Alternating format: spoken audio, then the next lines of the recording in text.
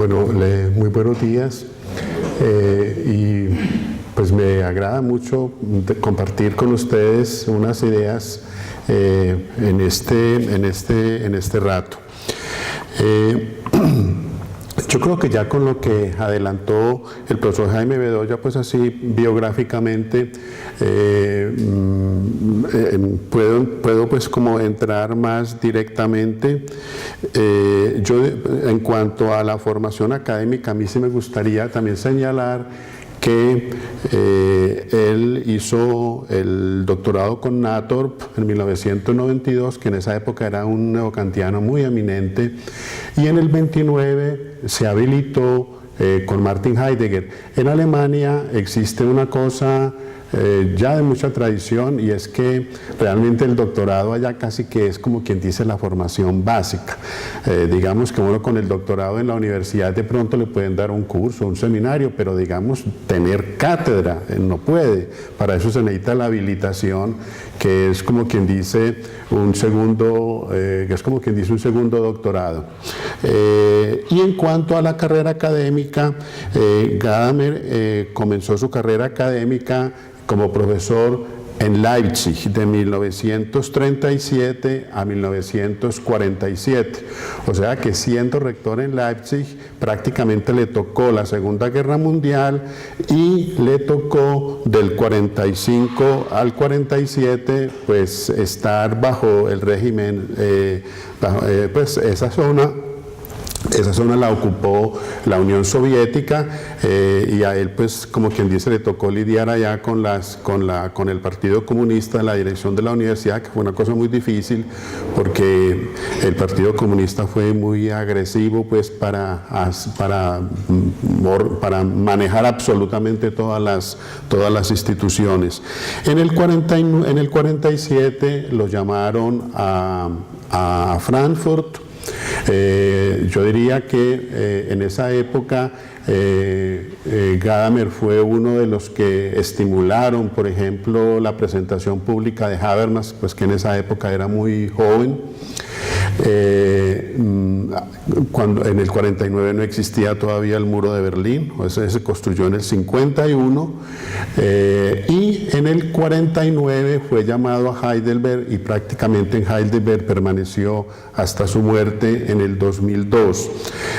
Yo menciono estas cosas porque eso deja ver que fue prácticamente un hombre que le tocó padecer todo el siglo XX, ¿no es cierto?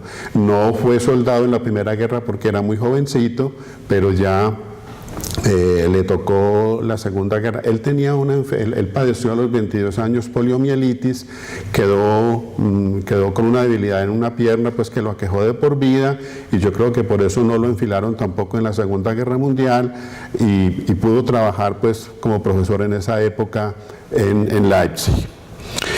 En cuanto a la obra de Gadamer, es una obra muy extensa, digamos, él mismo antes de su muerte logró organizarla, son 10 tomos que están divididos entre filosofía hermenéutica, filosofía griega, era un gran estudioso de los griegos, y estética y filosofía del arte, o como él llamaba esa área poética. De todas maneras, él fue un hombre de pocos libros, sin embargo, esos 10 tomos se debe a que en él predominó más bien la escritura de artículos, y muchos de sus libros en realidad son recopilaciones de artículos que, digamos, se podían organizar en torno a temas específicos. Fuera de esas 10 tomos, obviamente hay una cantidad de libritos que circulan con el nombre de Gadamer porque él fue un conferencista muy activo y fue un conferencista que siempre habló directamente, digamos, manejaba un pequeño papel con las ideas directrices, pero él siempre habló libremente. Entonces muchas de las conferencias que circulan fueron grabaciones que, digamos, a las que se les hizo trabajo editorial, él las revisó, las aceptó y por eso pues se dieron a conocer. Pero el libro, digamos, digamos, la obra de su vida y la que le da un puesto en la filosofía del siglo XX es Verdad y Método, de 1960. Prácticamente ese libro es el libro referencial de lo que se considera la filosofía hermenéutica. Con esa obra, la hermenéutica dejó de ser una metodología de la interpretación, o sea, dejó de ser una disciplina auxiliar y centenaria de la jurisprudencia, de la teología, de la literatura, y se convirtió en la filosofía misma.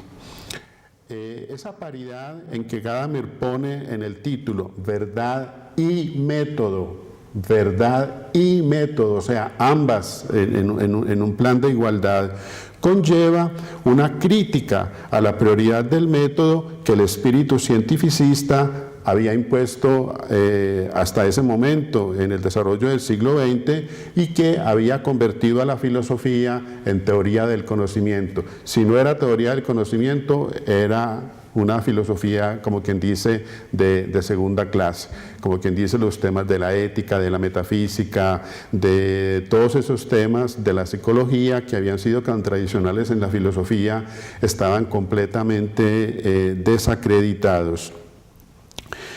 Es muy interesante hacer notar que esta obra aparece en 1960, porque en el año 62 aparece también en los Estados Unidos otra obra que también es muy crítica digamos, de ese logicismo y de ese espíritu positivista de la filosofía anglosajona. Posiblemente ustedes han oído hablar o conocen el libro de Thomas Kuhn, La estructura de las revoluciones científicas. Ese libro es de 1962.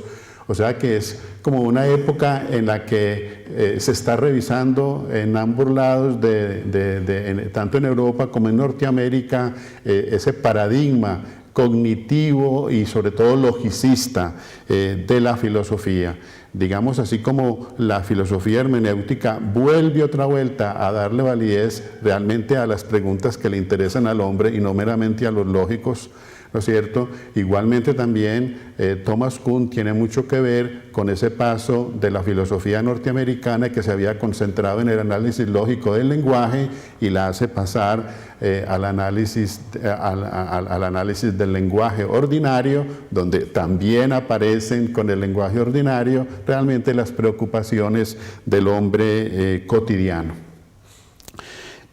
Según Gadamer, pues, en Verdad y Método, la verdad no depende del método, ni tiene que revestir la objetividad científica, sino que el objeto o el asunto es el que demanda el método adecuado. Además, bajo la verdad, bajo lo que aporta la verdad a la vida humana, caen experiencias de sentido importantísimas, imposibles de conseguir según el objetivismo del método, como son la experiencia del arte, de las artes, o sea, de las artes, digamos, de la arquitectura, de la escultura, de la pintura, de la música, de la poesía. Fuera de eso, también para la vida humana hay experiencias de verdad, como quien dice, irreemplazables en la interpretación de textos. Piensen, por ejemplo, en la política, piensen, por ejemplo, en las religiones, piensen, por ejemplo, en las tradiciones culturales y, sobre todo, la experiencia de verdad que, digamos, se construye en el diálogo y en la orientación hacia la comprensión. Otra cosa muy importante que es muy bueno destacar de Gadamer es el modelo de racionalidad por el cual Gadamer orienta la filosofía hermenéutica. El modelo de racionalidad bajo el cual Gadamer orienta su filosofía es el modelo aristotélico de la racionalidad práctica, o sea, la racionalidad de la ética y la política, donde no se puede pretender que las cosas y sus relaciones tienen que ser lógicas y necesarias, como en las matemáticas. Recuerden que el modelo de ciencia para los griegos eran las matemáticas, ¿no es cierto? El modelo matemático experimental es más bien el modelo moderno, pero para los griegos el modelo de ciencia era el modelo de las matemáticas. Según esa racionalidad práctica aristotélica, las cosas, y sobre todo las cosas en los asuntos humanos, siempre pueden ser de otra forma. Y si las cosas son así, entonces la racionalidad debe ser una racionalidad del juicio, una racionalidad juiciosa, y no una racionalidad del entendimiento. O sea, una racionalidad juiciosa es la de una razón siempre en situación y una razón que siempre tiene en cuenta la experiencia histórica. Y por eso el principal interés de la racionalidad hermenéutica es la comprensión que puede hacer la mediación entre lo particular y lo universal, y no, como en la racionalidad teórica dura, la deducción que desde lo universal, desde la teoría general, siempre subsume lo particular como un caso. Eso así pues en términos muy generales.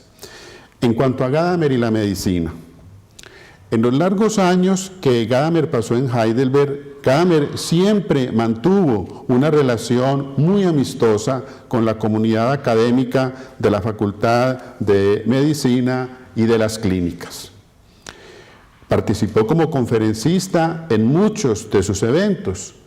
Fruto de esa colaboración es la selección de conferencias que están reunidas en un librito de 1993 que se llama El Estado Oculto de la Salud. Desgraciadamente ese librito lo perdí, no lo he podido volver a encontrar, ¿no es cierto? De modo que las ideas que yo les doy de ese librito, que van a ser muy corticas, son más bien muy generales. Yo hoy me voy a dedicar más bien a una intervención de Gadamer que aparece en este otro librito. Ay, le agradezco mucho.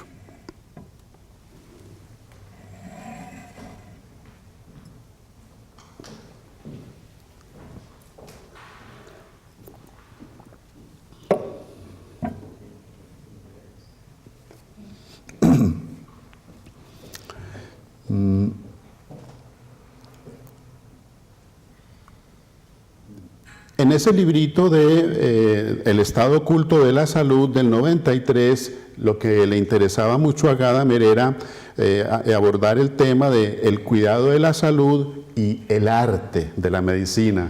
Esa palabra es un poquito curiosa porque ese es el nombre antiguo de la medicina, o sea, la medicina durante muchos siglos fue una de las artes, ¿sí? Esa palabra, como quien dice, arte, es justamente lo que la medicina que se llama moderna, la medicina científica, piensa que ha dejado atrás. Sin embargo, yo creo que uno debe pensar que eso de premoderno o precientífico es una cosa muy relativa. En alguna ocasión, no hace mucho, por pura casualidad, a mí me gusta mucho la música, de la música me gusta mucho la ópera, y hace algún tiempo en los programas de ópera que hay los sábados en Film and Arts, me di cuenta que presentaban una obra de Sergei Prokofiev que yo no conocía, que se llama El Ángel de Fuego. Y es la historia de una mujer que tiene unas pesadillas que la torturan mucho, y en esas pesadillas justamente un ángel es el que la acosa de una manera muy compulsiva, El caso es que la mujer logra conseguirse un hombre con el que establece una relación, poco a poco se va tejiendo una relación amorosa, y en alguna ocasión en que este hombre va por la ciudad, eso es una historia que se desarrolla a finales de la Edad Media. Entonces, cuando él va por la ciudad, unos bandidos, unos pícaros lo asaltan, lo dejan tirado en el suelo, medio muerto. Entonces los pasantes comienzan a gritar: ¡un médico, llamen un médico! y aparece un médico pavoneándose completamente, todos dicen, no, ese señor no, el médico no puede hacer ahí nada, y él con mucho orgullo dice, para la medicina del siglo XV no hay nada imposible. Bueno, el caso es que, por eso digo que es muy relativo pues, hablar de medicina precientífica y medicina premoderna. El caso es que, bueno, la historia sigue, pero solamente me recuerdo esa forma como se presentó el médico, porque la medicina, una de las posiciones que, por ejemplo, representa Gadamer es que la medicina moderna, tan científica, tan tecnológica, no debe tirar al tarro de la basura prácticas naturales y prácticas tradicionales en el tratamiento de la enfermedad y en el tratamiento del dolor. ¿Por qué Gadamer habla ahí, o por qué le dio ese título a esa reunión de ensayos de el estado oculto de la salud? ¿Por qué él habla de que la razón es algo oculto? Porque para la existencia humana parece ser constitutivo que el cuerpo permanezca como mudo en la existencia cotidiana. Nos podemos olvidar del cuerpo y en cierto sentido el cuerpo da lo mejor de sí, en tanto olvidados de él nos entregamos al mundo y a nuestros asuntos. Como quien dice, hay salud cuando los órganos callan. Pues sí, por eso es que él habla pues de ese estado oculto de la salud. Hay salud cuando los órganos callan. Y por eso pues Gadamer escogió pues ese título para esa reunión de ensayos. Como quien dice, la salud es algo que se nos sustrae y aunque pertenece al milagro del autoolvido, deja que la sintamos primero que todo como bienestar. Este ser oculto de un sobreentendido ir viviendo corporal es lo que falta, lo que falla, cuando uno tiene que buscar el médico y consultarle qué es lo que pasa. Hasta ese momento todo estaba íntegro y en orden en el bienestar. Y aquí también aprecia uno que la enfermedad es lo contrario de la salud, porque la enfermedad aparece como algo que apremia y perturba, como el peligro que hay que superar. Lo primero y más apremiante en este reportarse de la enfermedad es justamente el dolor que, a pesar de su crudeza, tiene en la vida una función importante, y es la de que, siendo una sensación subjetiva, remite a una perturbación en el ajustado equilibrio del movimiento vital en lo cual consiste la salud. Esta es como una especie de planteamiento general, digamos, que lo que me queda a mí como en la mente de ese librito pues, que leí hace años. Para hoy, como les decía, no lo pude volver a tener a mano ni en la biblioteca, ni lo pude volver a conseguir en librería. Para hoy entonces aproveché este librito que se llama El dolor, apreciaciones desde el punto de vista médico, filosófico y terapeuta. Hay 3 trabajos, uno, el de un médico. La diferencia entre el médico y el terapeuta es que el médico es más que todo profesor, digamos, allá en la Universidad de Heidelberg. En cambio, el terapeuta está pues, más directamente entendido con el tratamiento en la clínica. O sea que hay, desde el punto de vista, hay una conferencia desde el punto de vista médico, la intervención desde el punto de vista filosófico es la de Gadamer, y la del punto de vista del terapeuta. Por casualidad, el terapeuta era un médico que también, digamos, familiarizado con la filosofía, sobre todo con la filosofía de Jaspers y con la filosofía de Gadamer. Este es otro nombre de pronto útil.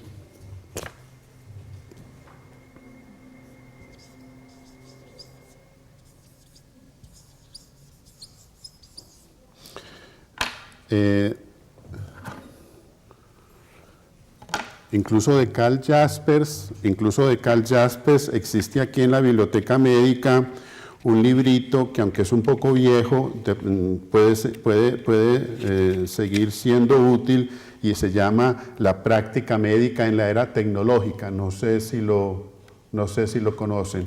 La práctica médica en la era tecnológica.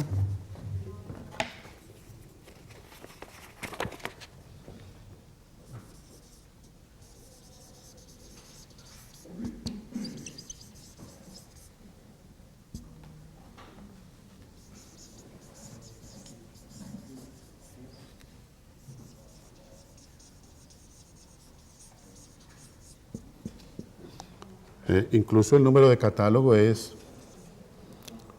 D74 J388.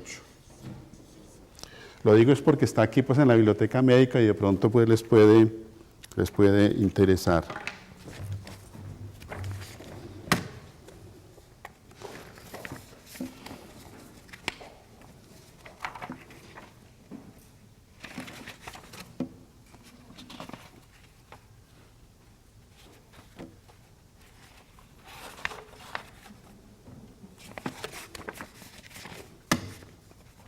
Bueno, les decía pues que hoy no me iba a referir pues al estado oculto de la salud, sino a este librito sobre el dolor, y lo último que les había dicho era que lo primero y más apremiante en ese reportarse de la enfermedad en el dolor era que a pesar de su crudeza, el dolor tenía una importante función, y era la de que, siendo una sucesión subjetiva, remitía a una perturbación en el ajustado equilibrio pues del movimiento vital, que es la salud. Entonces, este librito, como quien dice, empata con ese punto, y es que con la medicina y el dolor pasa una cosa que, según Gadamer, pues merece ser pensada. En la mentalidad general de la medicina, que cobija tanto a los médicos como a los pacientes, no se piensa en la función del dolor para la vida, sino que se considera que el dolor es el gran enemigo que hay que abatir. Como quien dice, luchar contra el dolor es la tarea sobreentendida del médico, y la disposición frente al dolor es la de la lucha. Fíjense que se habla de los medicamentos como armas contra la enfermedad, se habla de una intervención, y digamos una intervención somática, pues presupone que el cuerpo es res extensa, o sea, es cosa extensa, y eso quiere decir medible, ¿no? ¿Sí? Rex extensa es, cosa extensa, el término clásico de la filosofía racionalista de Descartes, que está a la base del pensamiento científico y la tecnología modernos que se comenzó a desarrollar en el siglo XVII. Fíjense que la investigación tiene mucho que ver con medir, incluso pues en el campo de las ciencias naturales es una representación que se da por sobreentendida de que lo real es lo que se puede medir, y eso también funciona en el campo de las ciencias sociales. Ciencias sociales sin estadística parece que no son ciencias, y con estadísticas a uno le tapan la boca, como quien dice, para plantear o defender alguna idea.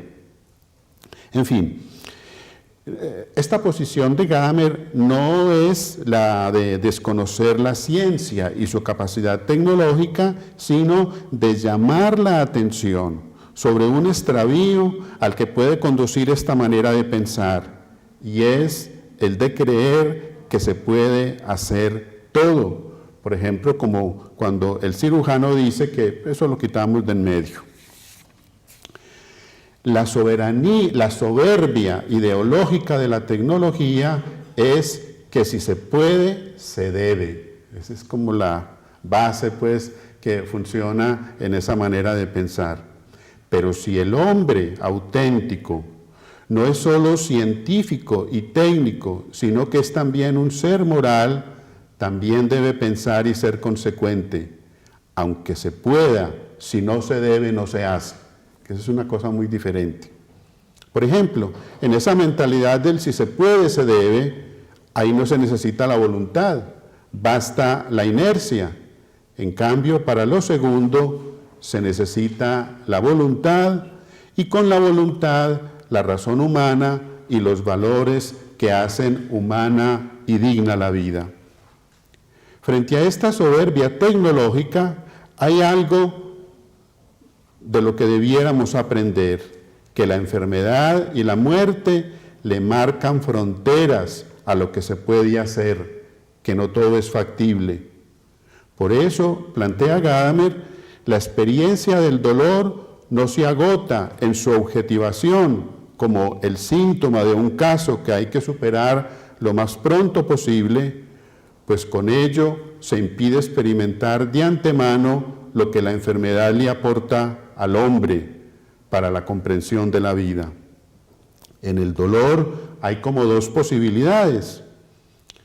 La primera es, en cuanto a la drasticidad con que el dolor atormenta y devora, el dolor lo extraña a uno de uno mismo y le cierra el mundo.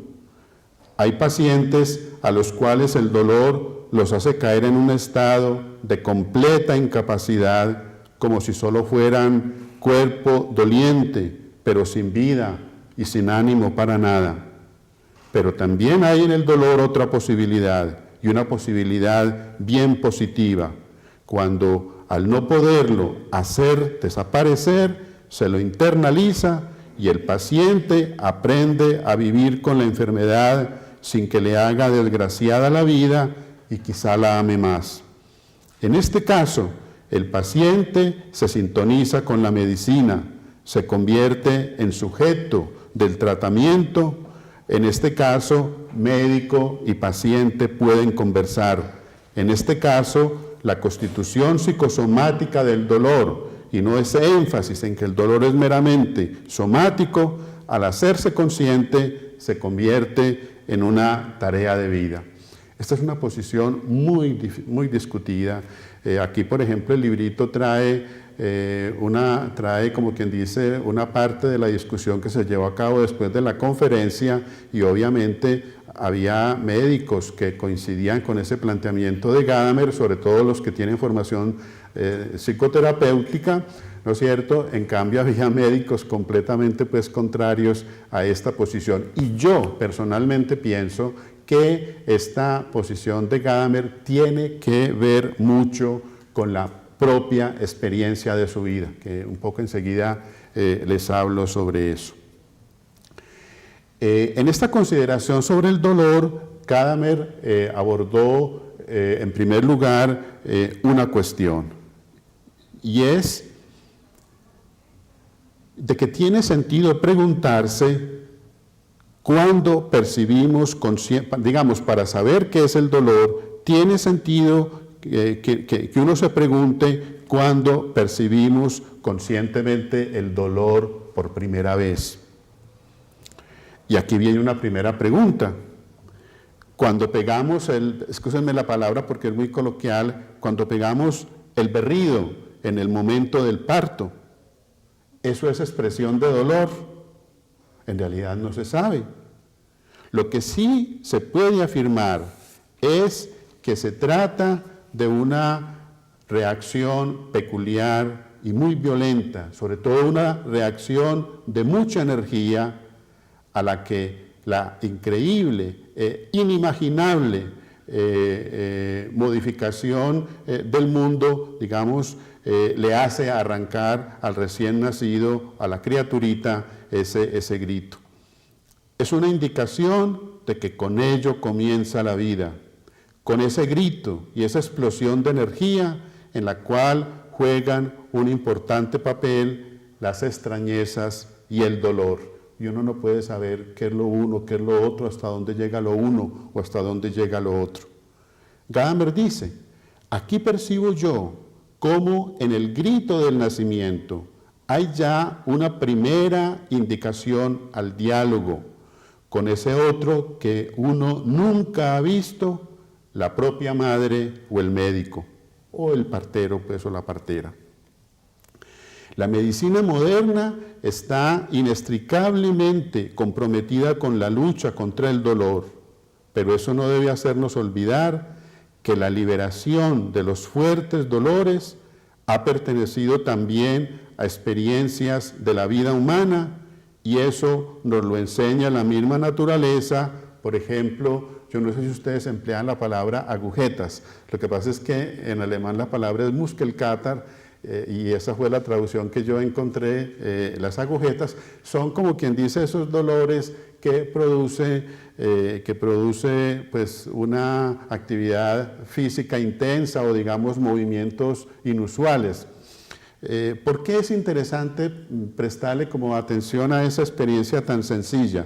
Porque es una experiencia, porque es como quien dice, es un movimiento del que aprendemos a reponernos, dejándole el tiempo al cuerpo y el curso a la naturaleza, sin echar mano inmediatamente de los medicamentos. O también tenemos que prestarle atención como siempre las abuelitas y las mamás siempre han tenido que ayudarles a los niños a que aprendan a sobrellevar un dolor, a entender que eso ocurre y eso pasa, ¿sí? Yo creo que uno no puede echar en el tarro, como quien dice, esas experiencias tan sencillas. Pero ¿qué pasa hoy? La técnica y los medios de la industria químico-farmacéutica para tratar el dolor se han desarrollado tanto, y los médicos han fomentado, y los medios, han fomentado tanto el derecho de los pacientes a reclamarlos, que un médico queda mal si no atiende estas demandas de droga, entre paréntesis, entre comillas, de química, aunque el médico tenga dudas sobre el beneficio de esos, digamos, de esos medios químicos a largo plazo. Como quien dice, adormecer el dolor ante todo es, como quien dice, la demanda dominante. O, por ejemplo, última tecnología en los hospitales, pues es la carta de presentación de las instalaciones. La contraparte de esta mentalidad y este comportamiento es el descrédito en que han caído las formas naturales y tradicionales del tratamiento, incluso la impaciencia con el curso natural del restablecimiento, que para la cura completa es tan necesario. En realidad, los procedimientos naturales son un apoyo a los procesos científicos del restablecimiento de la salud. Un procedimiento natural de cura no ayuda quizá tan rápido, pero usado con persistencia puede llegar a ser duradero. Y Gadamer está hablando, pues, en Alemania, que es un país donde estas tradiciones naturistas, naturales, la medicina también de esta orientación, pues es tan fuerte y es tan presente, y aún así se queja. Entre nosotros es una situación más diferente. A nosotros esas prácticas nos parecen muy campesinas, y en ese sentido, pues, despiertan ya como para nosotros cierta desconfianza, o es medicina dudosa, medicina china, medicina coreana, en fin, tradiciones a las que también uno no mira, como quien dice, con buena convicción. Bueno, Gadamer retorna pues a la cuestión de la primera experiencia consciente del dolor, que le va abriendo camino a la comprensión de lo que es la vida adulta. Y aquí también trae a cuento las alegrías de los avances. Por ejemplo, las alegrías de los padres o de los madres, que ya despegó la lengua. O la alegría del niño mismo, por ser capaz de hacer solo lo que antes no podía sin la ayuda ajena. O la alegría por los triunfos en el aprendizaje en la escuela, o por apropiarse y hacer suyo lo que lo identifica y por lo que lo reconocen. Piensen, por ejemplo, el orgullo de los niños cuando tienen un trofeo, por ejemplo, en los campeonatos deportivos. Pero, ¿qué pasa con la conciencia del dolor? Y aquí es donde yo les digo, la posición de Gadamer tiene que ver mucho con su propia experiencia de vida. Gadamer recurre pues a su propia experiencia y fue el padecimiento de la poliomielitis a los 22 años, o sea, hacia 1923. Dice Gadamer, aquí él supo y fue consciente de lo que son y pueden causar los dolores. Acostado durante semanas con terribles dolores en la columna, con una gran preocupación, si las parálisis se iban a agravar, sabiendo que en esos años, 1922-23, no había ningún tratamiento de la enfermedad, ni había manera tampoco de evitar los dolores. Pero una cosa muy interesante, y eso ya sí es del ánimo suyo, en la cama se propone volver a la lectura. Él mismo cuenta que en la cama se leyó la obra de un prosista alemán que él aprecia mucho, que es Jean Paul. De él hay algunas cositas traducidas al español muy duras de leer, muy duras de leer. Hay un librito de él que se llama Aurora del Niquilismo, y hay, por ejemplo, unos cuentos en los que, por ejemplo, un Cristo muerto en la montaña más alta del mundo le dice a los presentes que son muertos que Dios ha muerto. Es una cosa muy volada, una cosa completamente loca, ¿no es cierto? Jean Paul es pues un autor de finales del siglo XVII, digamos de las 3 primeras décadas del siglo XVIII, digamos de esa época, o sea, es de la pura época del romanticismo, aunque es un autor pues que uno no puede identificar con los románticos. Eso sí tenía una subjetividad pues muy fuerte como la de los románticos. Y no solamente durante esa enfermedad él se propone leer esta obra de Jean Paul que es tan intensa, sino también volver a los estudios de filosofía. Justamente en el año 22 es su doctorado. Bueno, pasan por fin los dolores y le queda una debilidad en una pierna que lo va a acompañar de por vida. Sin embargo, Gadamer se propone practicar un deporte que no le demande correr largos trechos, y entonces juega tenis hasta los 75 años, ¿no es cierto? Y al margen, digamos, de ese juego regular, camina regularmente. En Alemania es muy común la caminata.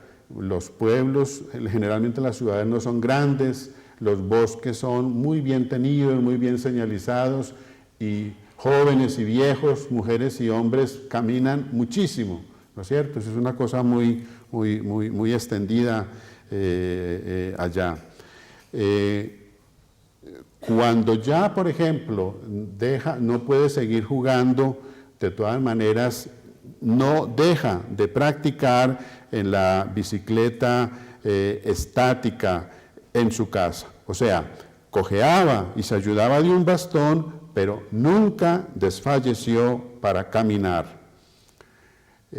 Ahí justamente dice Gadamer, en general, tengo que decir que superé bien las consecuencias de esta dura enfermedad, así como otras experiencias intensas de dolor.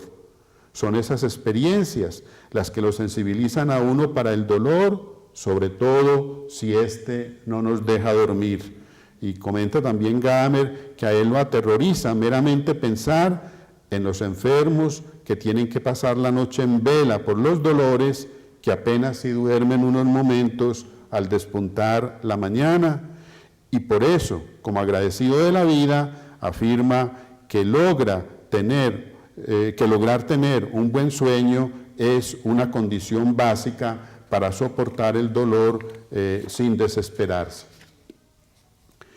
Los progresos de la terapia química son enormes en la actualidad, pero Gadamer insiste en que no deben perderse de vista sus peligros por el uso indiscriminado.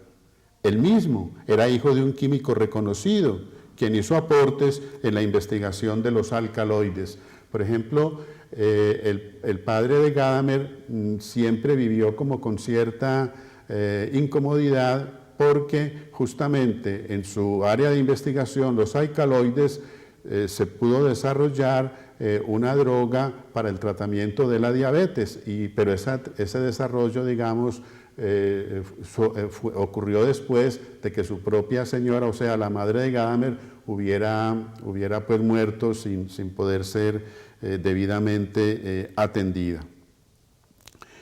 Ahora, ¿qué es lo que Gadamer defiende con esta repulsa para acallar a toda costa el dolor con los medios de la medicina? Confiesa que es incapaz de tender un puente entre ese grito de dolor del recién nacido y el dolor callado del envejecimiento, pero por una razón poderosa, y eso es una convicción pues suya. Somos en el dolor y no podemos separarnos de él. El dolor abraza, por así decir, nuestra vida y nos desafía siempre de nuevo. Es mucho lo que exige el dolor. Sin apelación, exige que nunca desfallezcamos, sea cual sea la fuerza del dolor.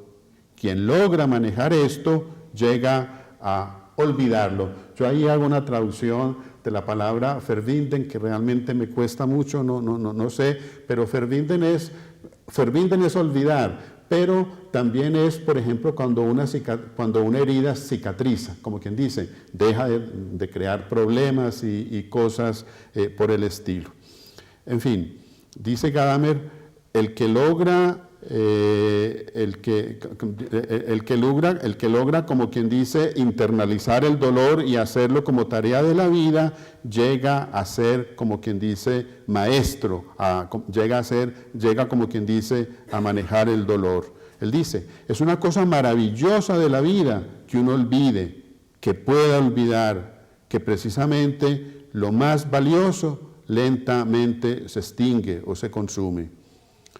Gadamer dice una cosa que pocos pueden hacer, pero que quienes la hacen se ponen como por encima del dolor y la debilidad del olvido se convierte en una ventaja.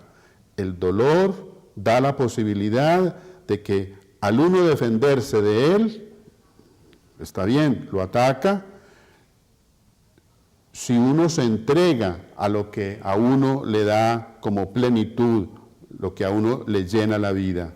Nada hace más tolerable el dolor que el sentimiento de que algo se le ilumina a uno, a pesar pues de él. Lo que entiendo yo de Gadamer, porque son unas cosas realmente complejas, lo que entiendo de Gadamer es que para él el dolor no es castigo, no es pecado, no es prueba, que son ideas pues tan propias de la tradición cultural judeocristiana, tampoco hace una apología del dolor, ni presupone tampoco un nuevo estoicismo. Entre otras cosas, él era un tipo de una vida supremamente gozona, o sea, no era ningún amargado, como quien dice, sino todo lo contrario, una persona supremamente sociable, conversadora, alegre, llena de iniciativas con la gente. Y digo que lo que él propone no es un nuevo estoicismo, porque lo que el estoico se propone es evitar ser tocado en su interior, como lo expresan las dos palabras que son el lema de vida del estoico, la apatheia y la ataraxia. La apatheia es no dejarse vencer por la pasión y aprender a gobernarse a sí mismo. Y la ataraxia es mente imperturbable, ánimo sereno, porque uno no le teme a los dioses, a la muerte, al sufrimiento.